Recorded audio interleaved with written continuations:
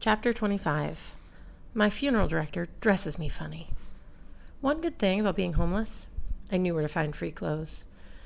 Hearth and I raided a charity drop box on Charles Gate, so I wouldn't have to walk around town in my pajamas. Soon I was resplendent in stonewashed jeans, a hunting jacket, and a t-shirt peppered with holes. I looked more like Kurt Cobain than ever, except I doubt Cobain ever wore a t-shirt that said Regal's Rock and Roll Preschool Tour. The really disturbing thing was that they made shirts like that in my size. I held up my hotel-issued sword. Hearth, what about this? I doubt the cops will let me walk around with a 3-foot blade. Glamour, Hearth signed. Attach it to your belt. As soon as I did, the weapon shrank and melted into a simple loop of chain, which was only slightly less fashionable than the Wriggles t-shirt. Great, I said. Now my humiliation is complete. Still a sword. Hearth signed. Mortals are not good at seeing magical things. Between ice and fire is mist. Gunengap. Obscures appearances. Hard to explain in signs. Okay. I remembered what Gunilla had told me about the worlds forming between ice and fire, and how Frey represented the temperate zone between. Apparently, though, Frey's children didn't inherit an innate understanding of what the heck that meant. I read my obituary again for the address of the funeral home. Let's go pay our respects to me. It was a long, cold walk. The temperature didn't bother me, but Hearth shivered in his leather jacket. His lips were cracked and peeling. His nose was runny. From all fantasy books and movies I've devoured in middle school, I got the impression of elves as noble creatures of unearthly beauty. Hearthstone looked more like an anemic college kid who hadn't eaten in a few weeks. Still, I began to notice non-human details about him. His pupils were slightly reflective, like a cat's. Under translucent light? Under his translucent skin, his veins were more green than blue. And despite his disheveled appearance, he didn't reek like normal homeless person. Body odor, alcohol, stale grease. He smelled more like pine needles and wood smoke. How did I not realize that before? I wanted to ask him about elves, but walking and talking and sign language don't mix. Nor could Hearth read lips very well on the move. I kind of liked that, actually. You couldn't multitask while talking to him. The dialogue required 100% focus. If all conversations were like that, I imagined people wouldn't be so much stupid garbage. Wouldn't say so much stupid garbage. We were passing Copley Square when he pulled me into the doorway of an office building. Gomez, I signed. Wait. Gomez was a beat cop who knew us by sight. He didn't know my real name, but if he'd seen a recent picture of me in the news, I would have a hard time explaining why I wasn't dead. Also, Gomez wasn't the friendliest guy. I tapped Hearth's shoulder for attention. What's it like? Where you're from? Hearth's expression turned guarded. Alfheim is not so different, only brighter. No night. No night? Like, ever? No night. The first time I saw a sunset, he hesitated and then splayed both hands in front of his chest, like he was having a heart attack. The word for scared. I tried to imagine living in a world where it was always daytime, then watching the sun disappear in a wash of blood-colored light on the horizon. That would be freaky, I decided. But don't elves have stuff humans would be scared of, like Alfsidir? A light kindled in Hearth's eyes. How do you know that term? Yesterday on the battlefield, somebody said I did it. I told him about the blast that had knocked everyone's weapons away. And when I healed Blitz's arm, or walked into that wall of flame on the Longfellow Bridge, I wondered if it was all the same kind of magic. Hearth seemed to take longer than usual to process my words. Not sure. His gestures were smaller, more careful. Alfsidir can be many things, usually peaceful magic, healing, growing, stopping violence. It cannot be learned, not like rune magic. You have Alfsidir in your blood, or you do not. You are a son of Frey. May have some of his abilities. Frey is an elf? Hearth shook his head. Frey is the lord of Alfheim, our patron god. Vanir are close to elves. Vanir were the source of all Alfsidir. Past tense. Don't elves still talk to trees and speak to birds and stuff? Hearth grunted with irritation. He peeked around the corner. to check on our neighborhood policeman. Alfheim's not like that, he signed. Not for centuries. Almost no one is born with Elfsidir. No one practices magic. Most elves think Midgard is myth. Humans live in castles and wear plate mail and tights. Maybe 1,000 years ago. Hearth nodded. Back then, our worlds interacted more. Now, both worlds have changed.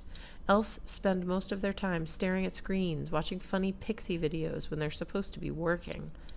I wasn't sure if I'd interpreted his signs correctly. Pixie videos? But Alfheim sounded depressingly like Midgard. So you don't know any more about magic than I do? I said. I don't know what it looked like in the old days, but I'm trying to learn. I have given up everything to try. What do you mean? He glanced around the corner again. Gomez is gone. Go. I wasn't sure if he'd missed my question or if he had chosen to ignore it. The funeral home was near Washington and Charles, tucked in a row of Bay Village townhouses that seemed lost among the newer concrete and glass skyscrapers. A sign on the awning read, Twining and Sons Memorial Services. A display by the door listed upcoming viewings. The top one read, Magnus Chase. The date was today, starting at 10 a.m. The door was locked. The lights were off. Early for my own funeral, I said. Typical. My hands were shaking. The idea of seeing my dead self was more unnerving than actually dying. So, do we break in? I'll try something, Hearth signed. From his coat, he pulled a leather pouch. The contents clattered with a familiar sound. Runestones, I guessed. You know how to use them? He shrugged like, we're about to find out. He took one stone and tapped it against the door handle. The lock clicked. The door swung open. Nice, I said. Would that work on any door? Hearth put away the pouch. I couldn't quite read his expression. A mixture of sadness and wariness. I'm learning, he signed. Only tried that once before, when I met Blitz. How did you two? Hearth cut me off with a wave. Blitz saved my life. Long story. You go inside. I will stand guard. Dead human bodies. He shuddered and shook his head. So much for my elfish backup. Inside, the funeral home smelled of smoldering bouquets. The threadbare red carpet and dark wood paneling made the whole place feel like a giant coffin.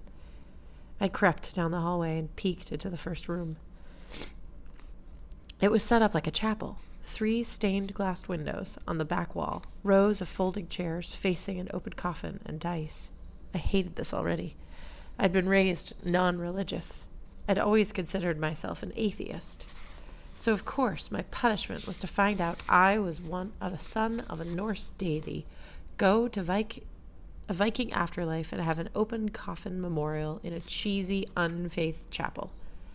If there was an almighty God up there, a head honcho of the universe, he was totally laughing at me right now. At the entrance of the room was a poster-sized portrait of me, sheathed in black crepe paper. They'd chosen the same goofy 5th-grade picture from my elementary school yearbook. Next to it, on a small table, was a guest book. I was tempted to pick up the pen and write the first entry. Thanks for coming to my funeral, Magnus. Who would be there anyway? Uncle Randolph? Maybe Frederick and Annabeth? If we were still in town. My old classmates from 2 years ago? Yeah, right. If the funeral home offered snacks, some of my homeless buddies might show up. But the only ones I really cared about were Blitzen and Hearthstone. I realized I was procrastinating. I wasn't sure how long I'd been standing in the chapel doorway.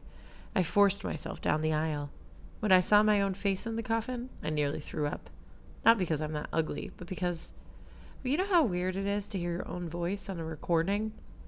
And how irritating it can be to see yourself in a photo that you don't think you look good? Well, okay, imagine seeing your actual body lying right in front of you. It was so real and yet so not me. My hair was shellacked to the sides of my head. My face was caked with makeup, probably to cover cuts and bruises.